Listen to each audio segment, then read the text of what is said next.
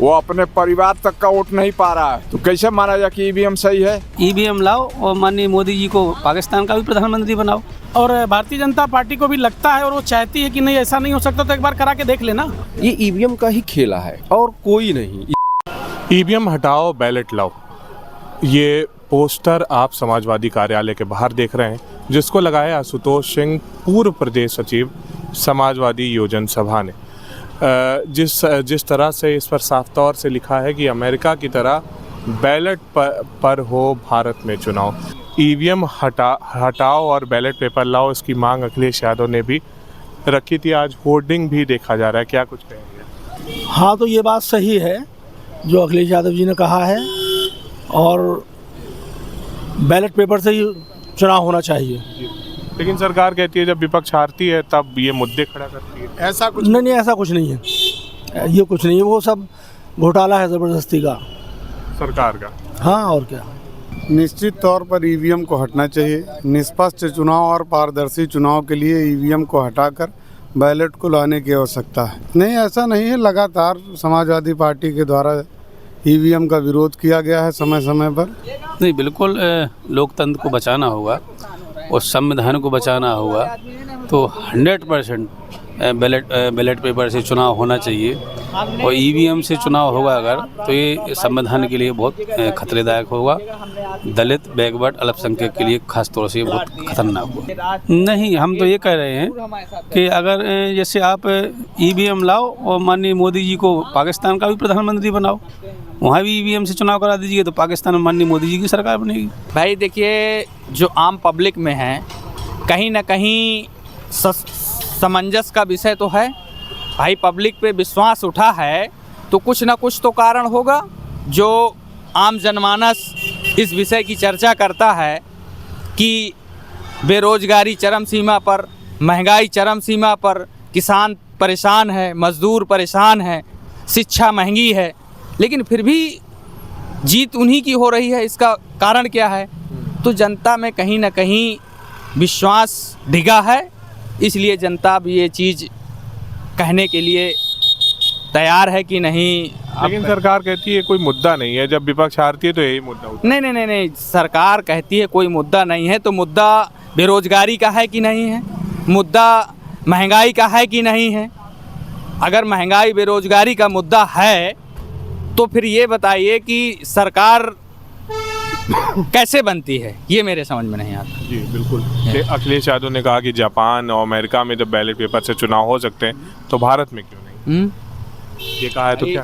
भाई ये है कि अगर जिस देश में इसका आविष्कार हुआ है उसी ने इसको बंद कर दिया और बैलेट पेपर से होता है, तो संभव हो सकता है, क्यों नहीं हो सकता?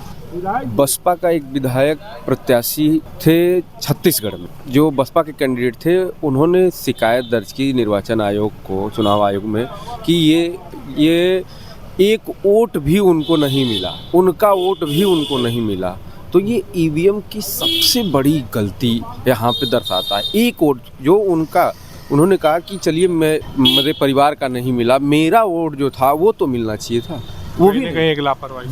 बिल्कुल ये इसमें। लेकिन सरकार कहती है कोई मुद्दा है नहीं, ये तो विपक्ष जब हारने लगती है तब। 50 वोट से जनता अगर जिताती है, आप देख लीजिएगा कोई भी चुनाव, जनता 10-20 वोटों से नहीं जिताती है।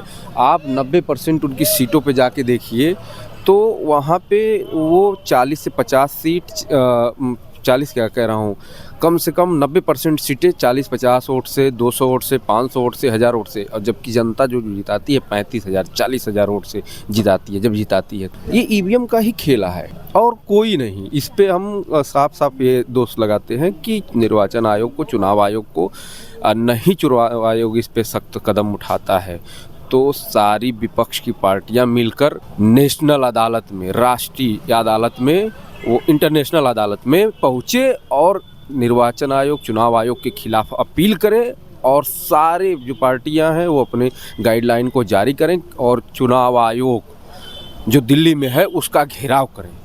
ये सबसे बड़ा मुद्दा है, इस पे इसको बाइकआउट करना चाहिए। उनसे जब आरटीआई से लोगों ने मांगा तो उन दोनों कंपनियों ने बताया कि 9.5 लाख ईवीएम हम बना के दे चुके हैं चुनाव आयोग को। जब चुनाव आयोग से ये बात पूछी गई RTI के ही थ्रू, तो चुनाव आयोग ने कहा कि हमारे पास 9.5 लाख के करीब तकरीबन 9,60,000 EVM मशीन हैं। सवाल ये उठता है कि 9.5 लाख EVM मशीन आखिर कहाँ पे हैं, जिसका हिसाब नहीं मिल रहा है। लोकतंत्र में अगर सवाल खड़े होते हैं तो इसका जवाब भी नेताओं को देना चाहिए। कुछ लोग ये कहते हैं कि अगर इसकी काउंटिंग की जाएगी तो काफ़ी दिन लगता है। ऐसा भी कई बार सुनने में आया कि अगर काउंटिंग की जाएगी तो बहुत दिन लगता है। लेकिन अभी जब चुनाव ग्राम पंचायत का होता है, जिसमें प्रधान है, VDC हैं, जिला पंचायत हैं और सदस्य हैं, 4 चुनाव एक साथ होते हैं और चारों की काउंटिंग सुबह 7 बजे से लेकर शाम को 7 बजे तक खत्म हो जाती है। जिन लोगों ने EVM को बनाया है उन सभी देशों में EVM बैन हो गई है, कहीं पे भी EVM से चुनाव नहीं हो रहा है। तो अगर ये मांग है लोकतंत्र की और भारतीय जनता पार्टी को भी लगता है और वो चाहती है कि नहीं ऐसा नहीं हो सकता, तो एक बार करा के देख लेना, उसे खुद समझ में आ जाएगा और जनता को जवाब भी मिल जाएगा। तो जब विपक्ष को कोई मुद्दा नहीं मिलता है तो ये मुद्दा उठा देते नहीं, आपने देखा होगा, अगर ना देखा हो तो मैं अभी 2 मिनट के अंदर इस गूगल पे दिखा सकता हूँ। मोदी जी ने भी EVM पे सवाल उठाया था जब वो विपक्ष में थे। जब कांग्रेस की यहाँ पे सरकार थी तो मोदी जी ने ही EVM पे सवाल उठाया था कि ना जिन लोगों ने बनाया EVM वहाँ पे तो बैलेट पेपर देख के उसका नाम पढ़ के वहाँ पे मोहर लगाया जाता। तो अगर आज मोदी जी प्रधानमंत्री हैं तो उन्हें खुद चाहिए कि जनता के सवालों का खुद जवाब दे दें। करा लें 2024 का चुनाव एक बार, अगर उसमें ये जीत जाते हैं बैलेट पेपर से तो पूरा हिंदुस्तान मान जाएगा। कहीं ना कहीं संशय तो है EVM पे से। EVM जहाँ पर बनती है और जहाँ से आई है वहाँ पर खुद ही EVM से चुनाव नहीं होता है, और वो जो है वहाँ पर बैलेट पेपर से चुनाव होता है। और यहाँ पर चूँकि EVM हैक कर ली जा रही है, इसलिए यहाँ पर EVM से चुनाव कराना जो है मोदी के लिए बहुत ज़रूरी है। उस गांव का जो उम्मीदवार है वो अपने परिवार तक का वोट नहीं पा रहा है, तो कैसे माना जाए कि EVM सही है? जो लोकसभा या विधानसभा का उम्मीदवार है वो अपने बूथ से अपने परिवार तक का वोट नहीं पा रहा है, तो कैसे मान लिया जाए कि EVM सही है? सरकार कहती है कि 21वीं सदी में रह रहे हैं, अब EVM का दौर है तो क्यों बैलेट पेपर? हमारे विश्व में तमाम ऐसे देश हैं जो इनसे ज़्यादा विकसित हैं, भारत से ज़्यादा विकसित हैं, और उसके बाद भी बैलेट पेपर से करा रहे हैं चुनाव। तो इनके कोई ऐसा तो नया है नहीं, पूरे विश्व में ऐसे तमाम देश हैं जो बैलेट पेपर से चुनाव करा रहे हैं, इनको भी कराना चाहिए बैलेट पेपर से। EVM पे सवाल पहले दिन से ही उठाया जा रहा है। जैसी कि स्थितियां देखी जाती हैं, जहां परिणाम देर से आते हैं वहां हमेशा पक्ष में, भाजपा के पक्ष में परिणाम आते हैं। जहां जल्दी वोटिंग लास्ट वाली जो चुनाव की गिनती होती है वहां परिणाम हमेशा भाजपा के उल्टा आता है। ये अक्सर देखा गया। यही कारण है कि माननीय राष्ट्रीय अध्यक्ष जी ने इसकी मांग की है कि EVM हटा करके बैलेट पेपर से वोटिंग कराई जाए। हटा के भी देख लीजिए एक बार, आपने लाया, हम सब ने स्वागत किया था, काम हुआ उस पर, आपका परिणाम देखा आपने।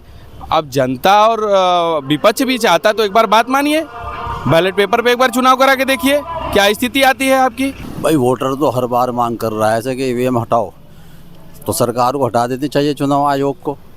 जब आवाम नहीं चाहती, देश की जनता EVM से वोटिंग नहीं चाहती और वो बैलेट से वोटिंग चाहती है, तो चुनाव आयोग को उनका सम्मान करना चाहिए जनता का, और उसे हटाना चाहिए।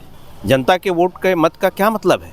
अगर यही खिलवाड़ करना है तो चुनाव काहे के लिए इतना बर्डन, इतना बोझ किसानों और जो देख रहे हैं आज की स्थिति क्या होगी। मैं अभी मुझे राष्ट्रीय अध्यक्ष जी ने भेजा था, अभी मैं मध्य प्रदेश गया था, वहाँ पर हम लोग को, तो हम लोगों ने वहाँ देखा निचले लेवल पे क्या स्थिति हो गई। फाके खा रहे हैं आम जन एकदम से, बिल्कुल उनका शिक्षा का स्तर और उनका जीवन जीविका जीने का तरीका बिल्कुल निरीह स्थिति में आ गई है। तो उसकी जिम्मेदारी कौन होगा? तो लगातार आपने लोगों के बयान सुने और ये जो पोस्टर आप अपने सामने देख रहे हैं, EVM हटाओ बैलेट लाओ। रिपोर्ट अमन श्रीवास्तव, भारत एक सोच, लखनऊ।